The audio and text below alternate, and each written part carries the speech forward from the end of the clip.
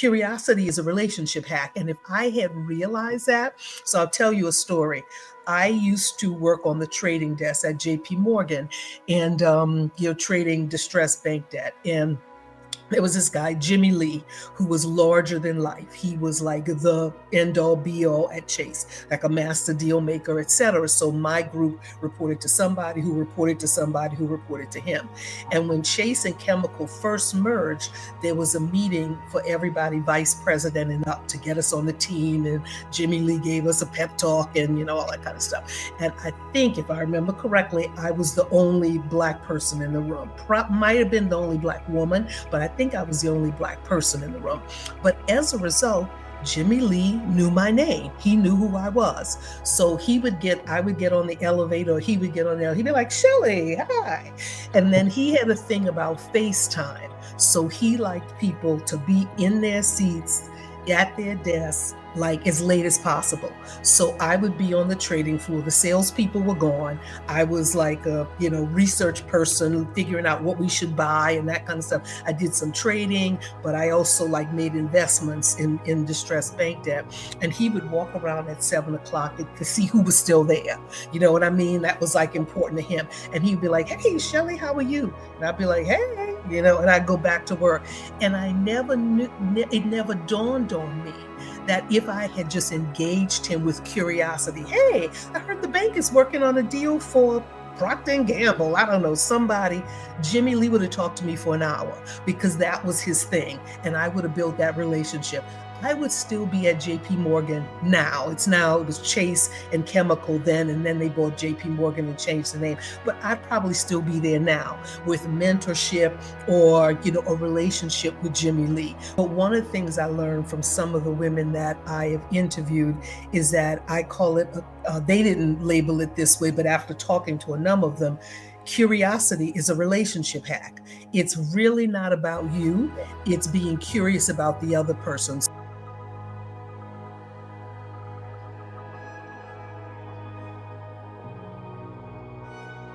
Are you ready to dive deep into meaningful discussions, explore personal stories, and gain practical insights that can transform your approach to mental fitness? Well, you're in the right place. Welcome to the Real Talk Mental Fitness Podcast, where open conversation and authentic connections come together to empower your mental well-being. I'm your host, Chinazom. And I'm your co-host, EJ. And I'm so excited to have you here with us today. Listen, I mean, Shelly Lombard, let's talk about it. Your background on Wall Street as a high visibility trader, the analyst that was one of the most quoted. Then you went and your mom, by the way, you have a family. You went and you started Schmooze Biz, and it's this incredible networking space that's about building connections and uplifting each other and giving each other access to board opportunities and really driving impact for so many, and then, you're leading all these different partnerships as well. Like you partner with an organization to do this and to do that, and you bring all of that content together. And so I said to Chinazom, I said, wow, Shelly is doing so much. And we would love to hear a little bit about where did this come from for you? Like when you think of some of those inner makings of you, what were some of those defining moments? Yeah, so for me, it was the realization that I did not make the best use of my time on Wall Street. So I often tell this story. My parents were teachers, so they expected us to go to college. They expected you to get a quote unquote good job that was going to last for a while, but nobody told me anything about networking or managing up or building relationships at work. It didn't even cross their minds. It just wasn't part of their experience. And so they couldn't school me on it. And apparently I didn't learn it myself. So it's not like, and I'm shy and I'm an introvert. Now it's not like I didn't network at all, but I wasn't intentional about it. It was more like, oh, I like her, let's have lunch. It wasn't like, you know what? I need to meet some more people who are doing X, Y, and Z. So I worked on Wall Street 35 years. I think my specialty was investing in companies that were in financial distress. So it was what's called vulture investing or distressed investing. And I really liked it a lot. And I got to know women in the space. There were very few women doing this at the time. There was only one other Black woman doing it at the time and 3 Black men. So we were very scarce.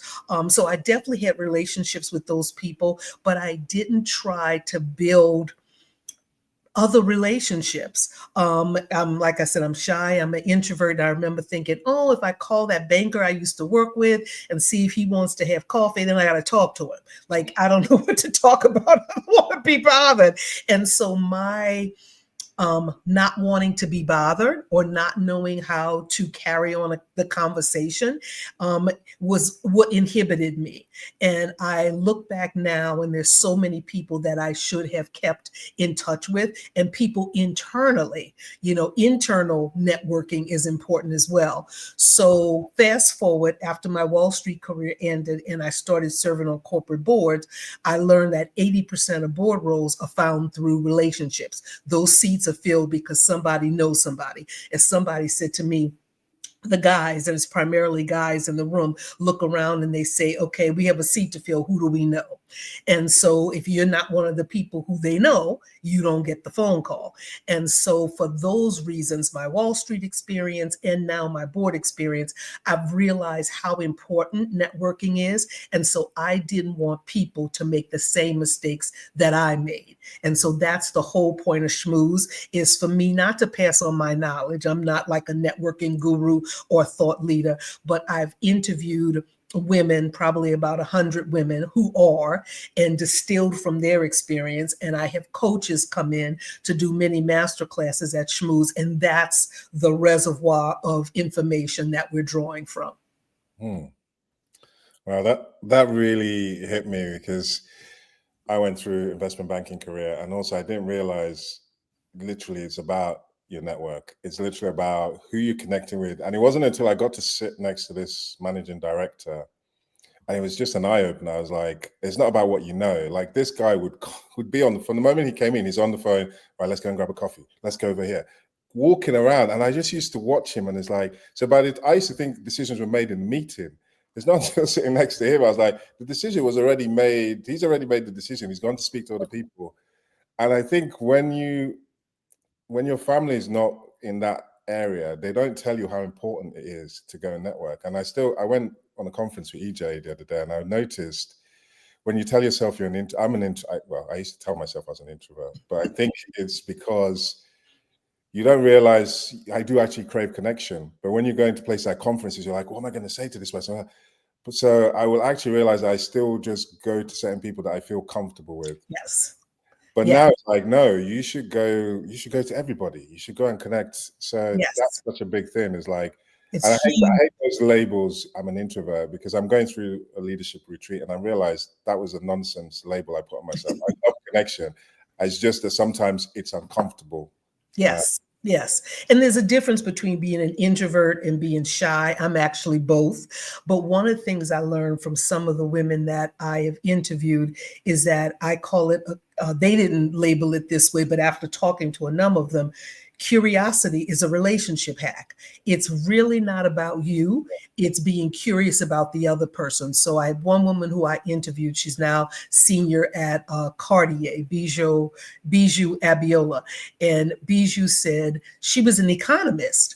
And she said I forget where she was working, but somebody did a presentation at work about technology, and she thought it was fascinating. So she invited this person for coffee and just was curious about what they were doing, what was going to be the impact on the company, etc. They ended up building an organic relationship, and he gave her her first job in tech, even though she had no tech background. And I interviewed Bijou early on in my newsletter, and so she was one of the first people to mention curiosity. And then it seemed to become a theme that women said. I said, oh, well, how did this person notice you? Like, how did you build that connection? Oh, I was curious. I was just curious about what was going on at the company, what was going on in my department. How did they get where they were? And so curiosity is a relationship hack. And if I had realized that, so I'll tell you a story. I used to work on the trading desk at JP Morgan, and trading distressed bank debt. And there was this guy, Jimmy Lee, who was larger than life. He was like the end all be all at Chase, like a master deal maker, et cetera. So my group reported to somebody who reported to somebody who reported to him. And when Chase and Chemical first merged, there was a meeting for everybody, vice president and up, to get us on the team. And Jimmy Lee gave us a pep talk and, all that kind of stuff. And I think, if I remember correctly, I was the only Black person in the room. Might have been the only Black woman, but I think I was the only Black person in the room. But as a result, Jimmy Lee knew my name. He knew who I was. So I would get on the elevator, or he would get on there. He'd be like, Shelly, hi. And then he had a thing about FaceTime. So he liked people to be in their seats at their desks, like as late as possible. So I would be on the trading floor. The salespeople were gone. I was like a, research person, figuring out what we should buy and that kind of stuff. I did some trading, but I also made investments in distressed bank debt.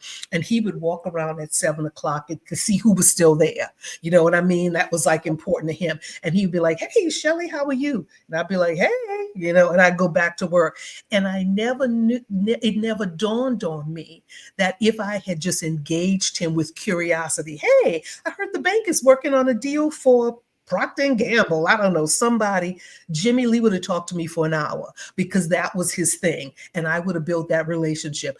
I would still be at JP Morgan now. It was Chase and Chemical then, and then they bought JP Morgan and changed the name. But I'd probably still be there now with mentorship or, a relationship with Jimmy Lee. We hired a guy to join our group after, we landed there. And that's the first thing he did. He started developing relationships with other people in the high yield department. And he recently, I follow him, he has a blog, and he was talking about his relationship with Jimmy Lee. Well, he knew enough to build a relationship with Jimmy Lee, and it lasted. He left JP Morgan to go build his own hedge fund, etc. Jimmy was a confidant, a helper. He probably introduced him to people. I didn't have any of that because I had no idea how to turn Jimmy Lee saying, hey, Shelly, into a relationship. And curiosity would have been the thing that did it. I just didn't know that. See, what there's so much that is incredible about what you share. Like, first of all, for context, for those who are listening, 7:00 for someone on sort of the trading floor slide is very, very late, because you all start your day extremely early. So if you're listening and thinking 7, that doesn't seem like a big deal, that's just a couple of hours, you're not out the house before the birds are up. So that's number one context. So I can imagine that your energy is waning. You've done a lot that day. You have so much on your mind. You're trying to figure out how to get out of there, or how you're gonna spend your evening, etc. So thinking about finding that energy and tapping into that curiosity in that point in your day is fascinating, because I could imagine that it'd be hard, but so necessary, like you just kind of pointed out. Yeah. So if you could go back in time, if we had a time traveling machine, I'm just curious, what would you have said to Jimmy the next time he said, hey, Shelly, how are you doing? Yeah, I would have asked him about deals that the bank was working on. That was his thing. He was a deal junkie. So he was like, when we had that big meeting of all the vice presidents and up, he said, my goal is to do the biggest deal for the biggest issuers. Like, he was all about doing big deals. And if I had asked him about deals that we were working on, he probably would talk forever. And you're right, to put that in context. So he used to joke when he walked around at 7, he'd be like, you know what? I want to come back when I die. I want to come back as a high yield bond salesman. They make $1 million a year, and then $1 million a year was a lot. They make $1 million a year and they leave at 5:00, So 7:00, those guys were ghosts. They were long gone. I couldn't sell. I was trading and doing research and taking positions and stuff. But yeah, they were high yield salesmen and they were gone. But I think if I had just engaged with Jimmy on the stuff that he was interested in, which was doing big deals. What was Chase then? It was called Chase, not JP Morgan yet. What were we doing? What were we working on? What did the market look like? Like, I thought that I had to be knowledgeable and charming and, and smart and whatever. And I didn't have to be. If I had just engaged with him about what he was interested in, that would have led to the development of a relationship. And that's what I love. You just said this: curiosity is a relationship hack, because I'm watching my son, and as kids, he's 6 years old. He's about to be 6. We all have that naturally. Like he'll just go like, "Why? What do you do? Why?" And just ask a question. But I think as we start to get older, all of a sudden it's like, "Oh no, I can't ask that question. I've got to come across as this," and then we get into our head, and then Yes, we lose touch of absolutely. what we naturally have, which is Yes. always curious. Yes. And another example, when Chase merged with Chemical, Jimmy Lee's equivalent at Chase, because Jimmy Lee was at Chemical, we were at Chase, and we merged. Jimmy Lee's equivalent was this great guy named Chad Leet, who knew me because I was working at Chase, and he really liked me. Well, he lost out in the merger to Jimmy Lee. So he moved, I think he moved to Bear Stearns. I think he may have reached out to me at one point, but that was a natural relationship that I should have just been like, "Hey, Chad, what's going on? I hear you at Bear Stearns now." Because he liked me and he knew me well because he had established the bank debt trading desk at Chase. Never bothered. It never even crossed my mind. And so that's why I want people, it's like a wake-up call. You know what I mean? Like once you realize it, then you might might have to figure out how to do it, but at least you got to do it. You should do it. You're not like thinking I'm going to work my way up, because that's Yeah. that, the work is table stakes. You know what I mean? Like that's like The you got minute. to have that. And people often talk about, oh, is networking manipulative? It's only manipulative if you're trying to get ahead on your smile and your charm alone. If you're actually doing the work, then the next layer is relationship. So I never feel like, oh, it's being manipulative if you're doing the work. If you're doing the work, you're doing what you're supposed to be doing, you're excelling at the work, then you need to build that next step, which is relationships. Like I said, it's only manipulative. Like we resent the people who are not doing anything and they're trying to get ahead on their charm and good looks alone. That's when it's manipulative. But if you're doing the work, that's table stakes. You got to take it to the next level with the relationships. So I love the distinction you're making about the actual qualifications, the knowledge being just that minimum requirement, and then building off of that. And I want to get clearer about the distinction between a manipulative approach and a transactional approach, right? Because both are kind of tossed around as kind of Mhm. negative. Where do you draw the line? What does good look like versus transactional versus manipulative? Can you show us that spectrum? Yeah, so for me, I think a couple of things, and I'm just going to kind of data dump here, but a couple of things. I think women in Schmooze, I mean, we are gender inclusive, but we started out, just focusing on women because they seem to have the most issues with networking, have an issue being transactional.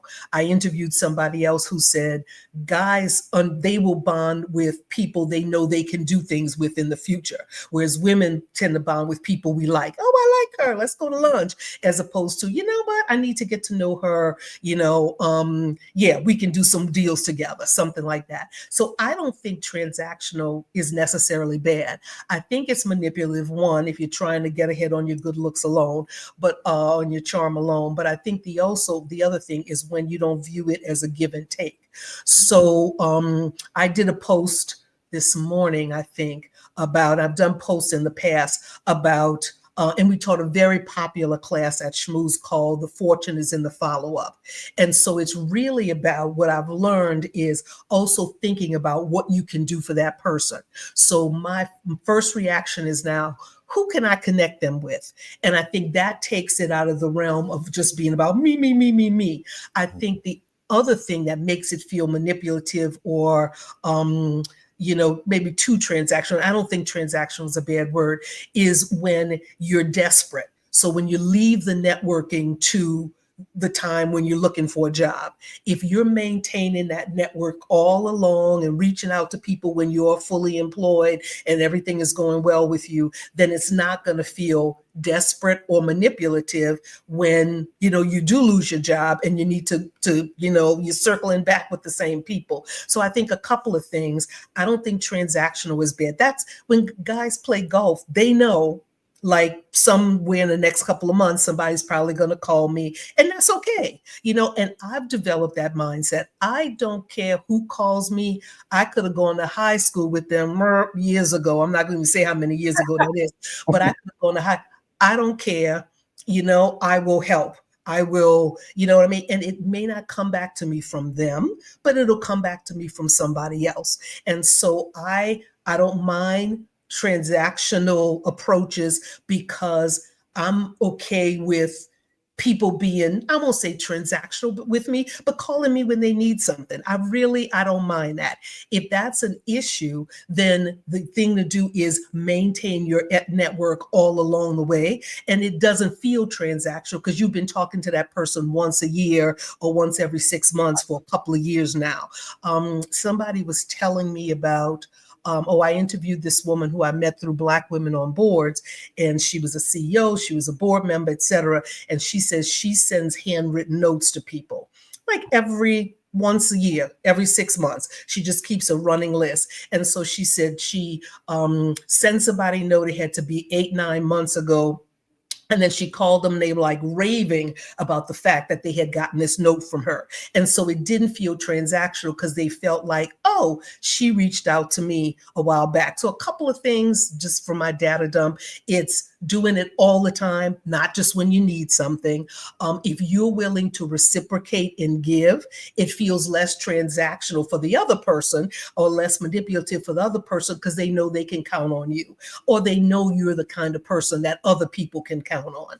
I think that's the thing. So keeping in touch, following up, not doing it just when you're desperate and you need a job, and then also being the person who reciprocates, because then you just kind of have that spirit of I'm a giver as opposed to I'm a taker. And you're paying into that karma bank, which is nice. You're Yes. racking up those credits. Those credits count. Absolutely, exactly. And it may not come back to you from that same person, but it will come back to you. Yes, karma credits. I love that. Karma credits. Yep. I love what you've shared in that. I think for me as well, this is not just, I think you said women struggle from this, but I used to struggle with this. And I don't know whether it's cultural upbringing of if something is transactional. So if I'm talking to you because I want something, it would always be a block. And it's only now that we started doing our business that I've started to realize that it's give and take. So it's okay sometimes if you want something, that's not a bad thing. You know, as long as you're also asking the person, how can I help you? How can I? Exactly. And And you hit the nail on the head. Absolutely. Yeah. I struggle with this for most of my life. So I'm 48 now. It's only, I would say, the last 2 or 3 years I've started to get comfortable with it. Because maybe it was coming from a Nigerian culture where the relational side of the relationship is more important. That transactional was a dirty thing that, oh, Right. I just talk Right. because I want this. And then also living in the UK, your friendship was always separate to your business. So it's friendship. So your friends never really knew what you did for work. Or so when I actually had to set my business up, I had to start asking for help. And it was almost dirty when you start talking about business. And then, so it's not until I came to America that I realized that was just in that setting that caused it. Right. There's nothing wrong in that. I want to know how you're doing. How can I help you? How can I support you? And if your business is your life, I definitely want to support that. Yes. So because your business is funding, paying your mortgage. It's, you know what I mean? So it's kind of like if you want to support that person, you can support their business. I still struggle with it, not so much giving, but the taking. Like people, like Friday before last, I had 4 coffee chats with people who wanted to be on boards and 1 lunch. So by the end of the day on Friday, I was just like wasted. So I do a lot, but people will ask me, oh, so what can I do for you? And I can't think of anything, so I need to get better about asking, but I'm happy to chat with people for a half an hour. That was 4 half an hour, 2, that was about 3-4 hours out of my day that I didn't quote unquote get anything from because I was just talking to people, but they all kindly said, if there's something I can do for you, let me know, but I don't have an ask. So I need to be better. And that's an upcoming Schmooze class, better about defining my ask. What can I ask? Even if I just said, follow me on LinkedIn or subscribe to my newsletter, just something simple like that. So I've gotten one end of the equation right. Like I will help people, but I haven't gotten that other side of the equation, which is just as important because people like to be part of your success. So they like, today I did a post, a woman introduced me to somebody else, who introduced me to somebody else. It's turned into a great relationship.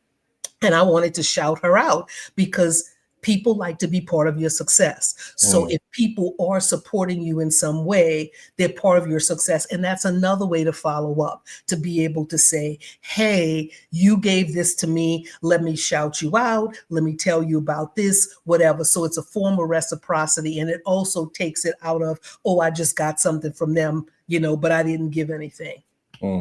So many nuggets there. Chinazam, you're going to have to help me keep track. I'm going to name, I definitely want to come back to these topics separately. One, I definitely want to come back to the energy tank, because it's not easy, even when you are curious and you're genuinely, wanting to engage and connect and build that relationship. It does take it out of you, especially if you're doing it back to back for several hours. So I definitely want to hear a little bit about how you recover after you exert that energy. So, from your heart in that way. So that's number one. Number two, +1 to the Schmooze newsletter as you're asked, because the more people who share it with their network and join, the more folks can see it. And the content is so incredible. So I definitely support you on that. Please make that at least your starting ask, because we need more eyes on that content. Good. Yeah. And then the last thing I want to definitely touch on, coming from what you just shared, is Schmooze.biz. Like, what was that moment when you realized I need to take action on this idea? Okay. So let me start with the first one, which was like regenerating my energy.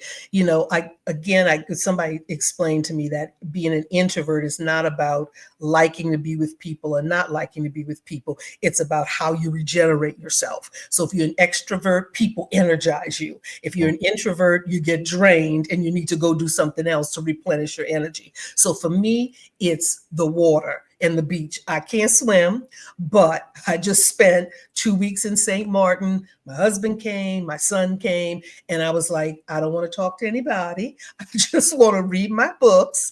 I have my escapist books. I love to read, superhero type stuff, police procedurals, because I like to solve stuff. And I like to read, business books. So I'm like, please don't talk to me, Andrew. Go find something to do, go snorkel or something, but don't talk to me. This is the way I replenish myself. So that's what I do. Now I'm also shy, which is a different thing. And I don't know how to really overcome that. One thing I would say, and this is kind of related, and I have to give myself some grace for not interacting with Jimmy Lee. If you have no curiosity about what your organization is doing or about your place in the organization or anything like that, it may be because it's the wrong role for you. You know what I mean? So I find myself now, it's much easier to interact with people and be curious because I love what I'm doing. Then I have to admit, it was like, okay, Chase does a big deal. I don't really care. I just wasn't as bought into it and so I still could have faked it and been like, let me talk to Jimmy about this. Yeah. But I think that's a sign that you might be, quit your job tomorrow, but that may be a sign that there's something else out there that aligns with you better if you don't have an ounce of curiosity about what the company is doing, about how you fit in, about the deals they're working on, et cetera. And that may be why I'd engage with Jimmy, because I was like, I don't really care. You know what I mean? Real talk. Exactly. Real talk right there. I love what I'm doing. And so I'm less of I'm still an introvert, but I'm less shy and I'm more open to engaging with people because I love so much what I do. And then you asked me, what was the defining moment? When you knew you had to take action to set up Schmooze.biz. I can't remember. It was kind of evolutionary, for lack of a better word. It was, I guess, the first couple of Schmooze sessions. I bring in coaches to do this because, like I said, I don't consider myself a guru on networking, a thought leader, nothing like that. So I hire coaches who come in and do our 30-minute masterclasses, and the response that I got back let me know that I had hit a nerve with people. And it was simple classes. They started out simple classes, like just how do you introduce yourself? Because a lot of times we go to these events and we start to stumble, you know what I mean? And so nailing your self-introduction just gets you off on the right foot. Fortune is in the follow-up. That was a very popular class. Networking internally, very popular class. So when people would, sign off by saying, oh, this was life-changing, this was whatever, that's when I knew, okay, I'm not the only one who needs this. And my daughter, interestingly enough, 31, very similar to me, got a great career going in tech, but you get to the point where she ended up getting the promotion and the raise that she wanted, but it didn't happen initially. So I think she had hit the point where it's like, okay, everybody is doing great work right now. If not, they're gone. So you got to take it to the next level in terms of relationships with your boss, with your boss's boss, et cetera. And so I think it's resonating with that group. I think it's also resonating with some women who have done a very good job of networking internally. They've been at, Bank of America somewhere for 25 years. So you can't hang on to those kind of jobs unless you are, doing what you need to do internally, and so knows you. But then they wake up and they realize they haven't done the external.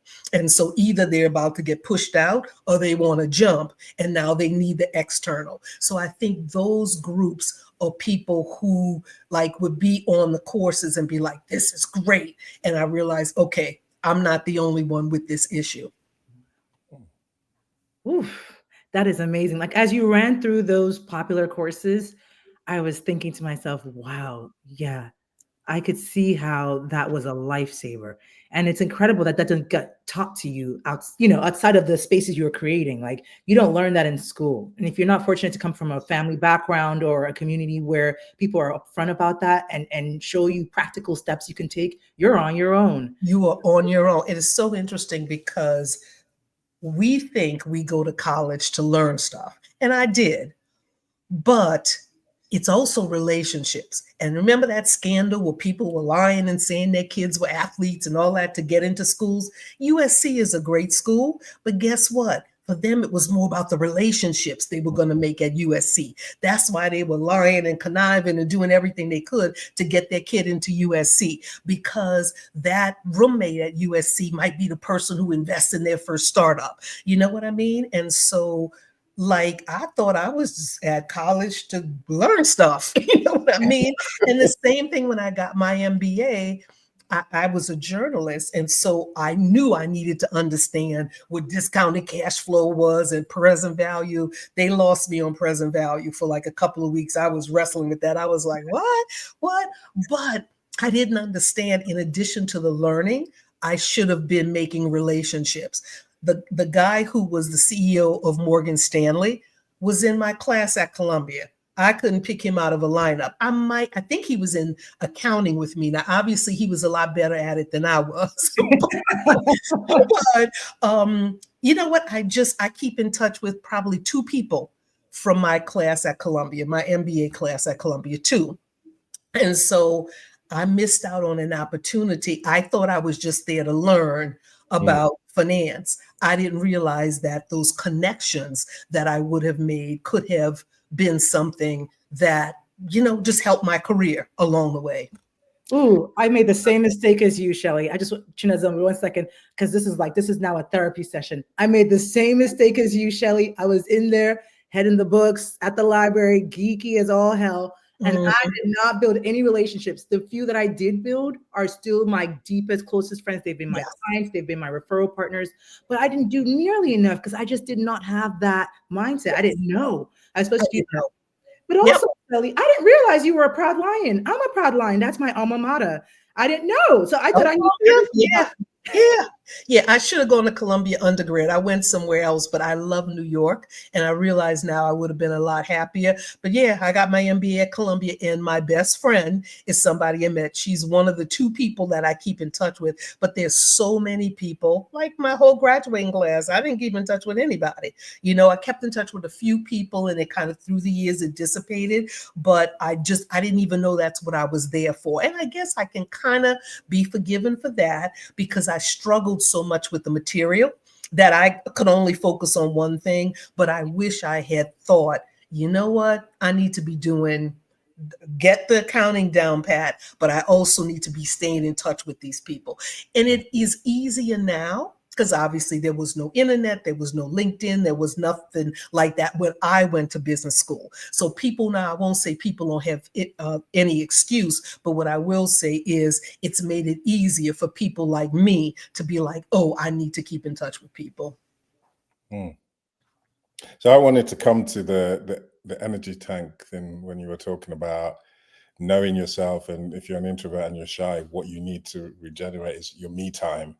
And I think that's quite a powerful thing. But I loved what you said about being kind to yourself, where when you were at JP Morgan, you could have talked to Jimmy, but actually you didn't really care that much about that. Because when I think back to my investment, when I was working in investment banking, I didn't really connect with anyone I worked with. And I said, what's wrong with me? Why can't, like when we want to go out and I'm like, I don't care. I don't care anything about what you're talking about. I'm not curious. Zero. So no matter how much I went, it just couldn't come out. Props to people who can fake it. Right. I know, like, oh, you know, I just can't. Like, I really can't. And it shows up in my face, relationships or lack thereof. My face can't hide it. So if I really don't care, my face will somehow, And the faking it is so draining because it's afterwards I'm like, that's part of my life I will never get back. I will never get that back.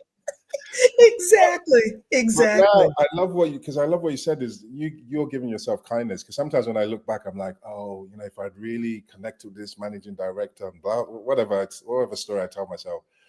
But now realizing I was not meant to be in that circle, because since I started my business and I've been consulting and coaching, people would not even think I'm an introvert, like because I'm so curious. Like when you're talking, I'm so curious because you're sharing things with me that I'm sure you don't talk to in your work thing. And when you listen to human beings, they just blow you, they fascinate you so much. Yeah. So I love what you said in that people should be, before you call yourself introvert or whatever, it's like actually look at the circle that you're in, because when you're in the right circle. So I just went to this leadership retreat, and EJ will always say, I need my own space. I was in a studio with 4 other people in a small space for 6 days. And I've done this before. And it's crazy where I loved it. I was always wanting to do, I always wanted to talk. And I was like, I never even knew that I was like, I could ever enjoy that like that. But it's when you're around the right people with the right energy, it's like, because they're filling you up with energy. Exactly. So I find I do still like my beach vacations, and that's where I replenish myself, but I find I don't need it as much. So when I had been in St. Martin for 2 weeks, when I left, I didn't feel the usual, like if I was still working at JP Morgan or someplace like that, I would have been like, oh, I gotta go back. But I didn't feel that way. You know what I mean? Or if they had called me, which was one reason that job, you know, those investment banking jobs is 24/7. You know, they could call me on the beach and they'd be like, why is stock down? I'd be like, I don't really know. Nor do I care. Like, that means I got to get up from my seat, go find my laptop and figure out why this stock is down $2. Like, I don't want to do that. So I found that I was less anxious and depressed about coming back. So I enjoyed my time in St. Martin. I enjoyed the beach and the whole bit, but I was like, okay, I'm ready to get back to work, as opposed to what I used to be, where it was kind of like, oh my God, you know what I mean? It's just, so that, I think that is the different So you're right. I guess I should be careful calling myself an introvert, because I'm an extrovert when it comes to schmooze. I was an introvert on Wall Street because it wasn't replenishing me. It was draining me. That's true. Ooh, light bulb moment. Yeah, that was a light bulb moment. Wow. So this is so fascinating, and just another like tidbit for folks that are listening to take away is those small little signs, right, that the universe or the world around you gives you, is that small little like gnawing feeling inside. If you're dreading going back to Monday, okay, maybe Monday, Tuesday, Wednesday isn't exactly where you want to be forever. Right. So I love that point, because sometimes it's not like big things, right? It's just little things that you typically just decide. Yeah. What I will say though is 2 things. One, if you can, still make those connections. One, doing that stuff is a muscle. So the more you get used to it, it'll be easier to exercise it once you're in something that you love. But just exercising the muscle of connecting with people and forcing yourself to connect with people a little bit is a muscle, and you might as well work on it. The other thing is sometimes those connections that you make can be leveraged a different way in your new thing. So I have guys that like my first board role was somebody who I knew for 30 years, more than that now, because I knew them before my daughter was born, and she's 31, and we were investing in distressed situations together, at the same time. And he, family office, wealthy family, and he had a position. This is 30 something years later, and said to me, hey, I have a position in this. The company's kind of turned around, but would you be interested in being on the board? I hadn't even thought about boards. So if I had not made an effort to continue that relationship with him, that opportunity. So don't jettison everything from your old life. I wish now that I had still, even though I didn't want to be at JP Morgan, there's no telling what a relationship with Jimmy Lee could have translated into for my new life. So I'm looking for people who can be quote unquote allies. For some of the women, we're doing something for women on boards and networking your way to a board role. And there are guys that I met who open hedge funds, who whatever, who I'm going to approach and say, hey, do you want to be an ally on this? And so while I didn't love that work, the few relationships that I had, I can still leverage them now for something that I do love. So I wish I had not totally written the Jimmy Lee situation off, not because I desired to be at Chase for my whole career or JP Morgan for my whole career, but more because relationships translate. You know what I mean? And so also it's a muscle, curiosity and that kind of thing is something that, I need to learn that. So my sister and I always talk about the fact that, when you get your bonus or you ask for your raise or whatever, you should negotiate just for the sake of negotiating, because it's a muscle. Asking is a muscle. And so even if you think the bonus is fabulous, asking is a muscle. And the more you use it, the better. So the same thing with relationships. So, you're not going to be like, oh my God, I love being at JP Morgan, so I'm going to connect with everybody. But like, use the opportunity to connect with a handful of people, because those relationships can be leveraged for your real life when you get there. Does that make sense? 100%. And that is really, I'm so glad that you said that explicitly instead of us just assuming that folks would get there, because that's a really huge point. And it's hard to see that when you're in that moment, in that environment that doesn't feel quite right. It's hard to see that there are other potentials, some other dividend that could come out of you still being there and you showing up as yourself in that space, even though it doesn't energize you in that way. Exactly. Right. And the second thing that struck me about your first board opportunity is he saw the potential in you. Like you weren't looking for a board seat. You didn't have that plan or that idea. He, through getting to know you, saw that you would be a great fit for that specific opportunity and then brought it to you. And it's fascinating how much you can learn about yourself by how others see you, especially if it's like well-intentioned folks, they give you an incredible view of yourself that sometimes you can't even see. And that can open up the options available to you and create new ways. Absolutely. Absolutely. And I had gone to, my son played soccer. And so I was in Florida with him at a training. He was getting some private training, and he called me and said, are you interested in this? And so it was in New Jersey. And so I got on a plane. I flew to New Jersey for the day, and Andrew was only like 18 and 19. So I didn't really want to leave him by himself. So I came back that night, but he was like, I have two people I want to introduce you to. There's a board opportunity. And so I did. I, went out of my way, because even though I didn't know much about boards and hadn't aspired to be on one, something said, you should jump on this. And so I did. And so that was a relationship. Again, he was one of the people who would call me when I was on the beach and be like, why is the stock down $5? Should we buy? Should we sell? And I'd be like, oh, but that was my first board role. And then I was on another board another new member reached out to me, and I just didn't bother to call him back. Well, through the process of being on the board, we got to, like, we saw the world the same way in terms of investments in the company and that kind of stuff. So he got to be a relationship, and we would call and chit chat or whatever. He just put me on another board. Well, about a year ago, I pinged him. Happy, New Year. That was last January, not this one, but last one. And a month later, he was like, hey, I'm on this board. You want to join?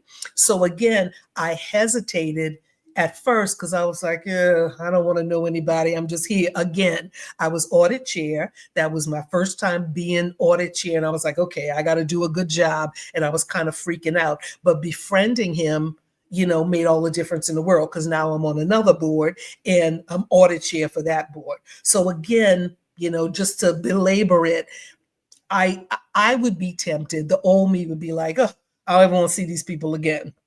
I mean, this is not my life. This is not what I want to do with my life. But if we're relationship minded, and it doesn't have to be manipulative, if we're because one of those guys that I kept in touch with, he reached out to me 2 years ago. I want to be on a board. So I had lunch with him, spent some time. He ended up getting on the board. So my relationship with him, even if I had seen it as kind of transactional, it was still reciprocal because he reached out to me first. We kept in touch over the years. He reached out to me first and said, how do I get on a board? I had lunch with him and he landed a board role. So.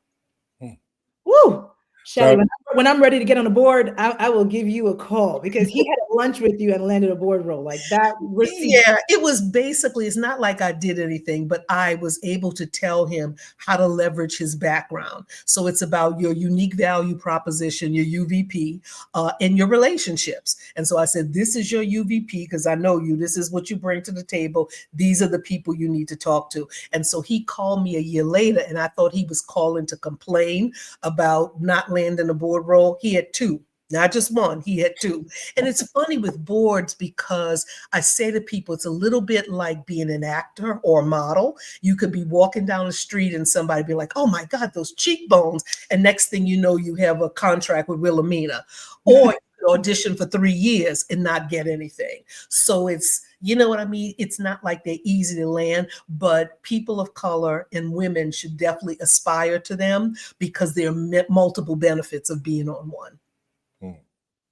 Well, I'm going to hit you up soon because I'm hoping to get on the board. But I love what you said about unique value proposition. I think a lot of us don't actually understand our brand or what we bring to the table. And I think that's a big thing. But before I ask this question, a light bulb moment went for me. And when I think about my past life in investment banking, and if people were to reach out, I'd be like, oh God, no, not this person. Whereas actually people change. And you never know what the universe is bringing through someone. So I have to remember that, because just because when I think of somebody, I go back to a period where, oh, I didn't really like that. That doesn't mean Yeah. And for me, I will draw the line at certain people. Like they're probably, and Wall Street is full of them, but I can only really think about 5 people where I'd be like, if I had to spend an hour with them, I would lose my will to live. I don't. So them, I'm not returning their calls. There's probably about 5 of them, seriously, probably about 5, maybe a little less than that, where I'd be like, but if it's somebody calling for help or something like that, and I can stomach them, they may not have been the best friend in the world, but they were somebody who was a decent person, etc., then I will definitely engage. And then, you know what I mean? You leave the door open for you to go back if you need to. You may never need to, but if you need to, and then there's the relationship is taken on a different tone. And look, investment banking, we know, we've all been in it. You're hot one day and then your industry is not hot the next day. So yes, some of those people certainly could reach out to you, and that's an opportunity to you. So I know with this guy that reached out to me about being on a board, he was always somebody I had a good relationship with. But I think now if I go to him about being an ally and writing a check to sponsor some women for my, networking your way to a board role thing, he will do it.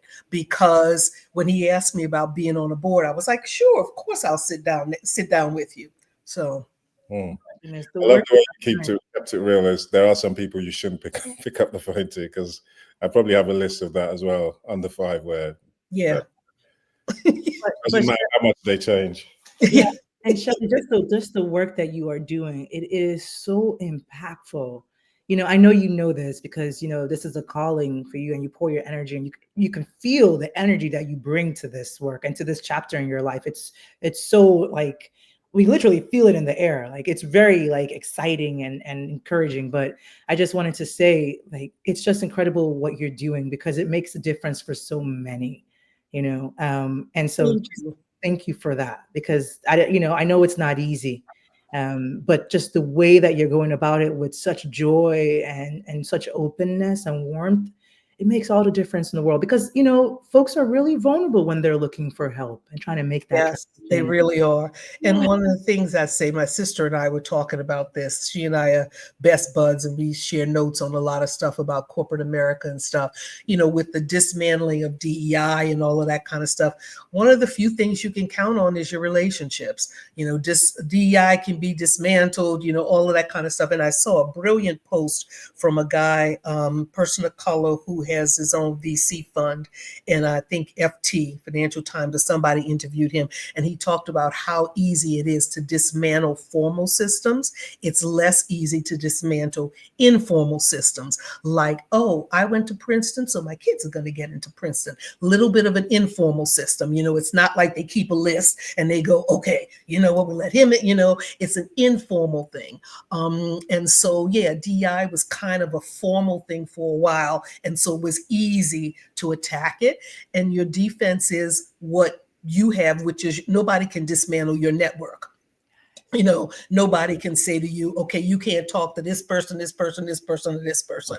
The other thing is, I have to say, of the 6 boards I've been on, I'm on 2 now. I was on 4 other ones, and my board tenure tends to be short because my unique value proposition is helping to turn around companies that are struggling. So I've worked on some, and then we sold it. Worked on one, and then I moved on because they acquired somebody else, and the board changed or whatever. So I've been on 6. I'm on two now. I was on the board of Bed Bath & Beyond. We couldn't save it. We sold our intellectual property to Overstock.com. So they are now Bed Bath & Beyond. But the Bed Bath & Beyond, whose board I was on, they don't exist anymore. But that's what happens when you're, somebody who deals with distressed companies like I do. That's kind of my unique value proposition. But where was I going with that? I don't even remember where I was going with that. But Informal systems and how no one can dismantle you. Yes. Oh, thank you. Thank you. So I was saying that all 6 of my board roles have come through white guys whose politics are very different from mine. I am what's left. Okay. So I'm here. They're over here, right. Yeah, they're over here. But it was like, we need an audit chair. You know what I mean? And next thing you know, I'm the audit chair. So that can't be dismantled. You know what I mean? Like, they struck down the ruling that, boards have to be diverse. I think NASDAQ was trying to push and get some diversity on boards, and companies that, were listed on NASDAQ had to have, some directors from, underrepresented groups. That went, thanks to the courts, the way of the dodo bird. But, I got mine from white guys who knew me, you know what I mean? And so those relationships, one of them was the guy that I didn't call back, and then we developed a relationship because we saw the world the same way, and he put me on another board. So again, that can't be dismantled. You know what I mean? Like those relationships, I have those relationships, and so I think that's really important in this day and age where nobody's coming to help us. You know what I mean? Just speaking of women and people of color, when it relates to corporate America and boards and the whole thing, like not only is nobody coming to help us, they're trying to pull the rug out from under us. And so, your network is so critically important because that's something that nobody can really, they can't dismantle that. That's an informal system, as this person said. Mm. And I love what you just said of that your opportunities came from people you didn't expect, people who were completely different to you on the opposite side. And I think that's a big thing in this situation that we're in with what's going on, is that the people that you need to bring change for people of color or whatever, they're going to be on the other side as well. So you need to still, as long as, I mean, we do need to come together to make sure we're helping each other, but we really need to be open that you're going to have to connect to the other side. You're going to have to communicate. Yeah. Yeah. Yeah, because absolutely. And I didn't intend that. This guy who reached out to me for my first board, I had known him for, I didn't know what his politics were when he reached out to me. He was just a white guy. And I was like, oh, okay, I'll do that. I'll be on a board. And then later I was like, oh, okay. Same thing for this guy. I was like, oh, okay. But you know what I mean? So, especially if it's white guys sitting in the seat. So I don't know if you guys saw the ELF campaign, ELF Beauty, I did. about more Yes. men named Richard and Dick and and Richie on boards than they are of whole underrepresented groups. Well, the guys in the room are white guys. So Yeah. to some extent, you're gonna have to, my next board seat may not come from Black women on boards or extraordinary women on boards or any of the women's groups that I partner with. They're going to come. They may come from, now eventually, as more women get on boards, we can bring each other. But every board I've been on, I've been either the only person of color or the only woman, one or the other or both. So right now, the people who are going to get me a board seat are people who know me from being on another board with me, and that's white guys. And so that's why I say the formal system of, Goldman's thing of we're not taking anybody public unless they have, two underrepresented, two directors who are from underrepresented groups. They abandoned that. That was a formal system. But the informal, network is something that nobody can take away from you. This is so powerful. And what I really heard you say was just politics aside, common ground, common interest.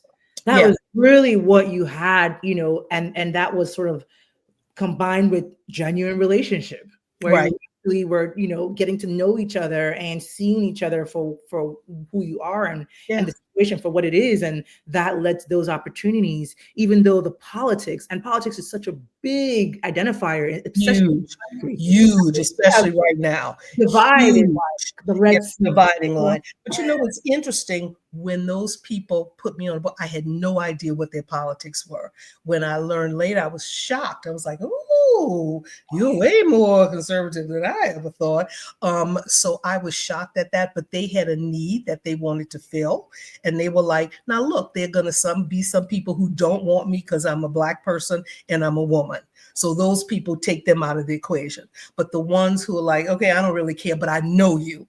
You know what I mean? They're not going to put somebody on the board just because they're a Black person and a woman. But they knew me and they knew I could be the audit chair. And they're like, okay, we'll put you on the board. So it was, again, an informal system.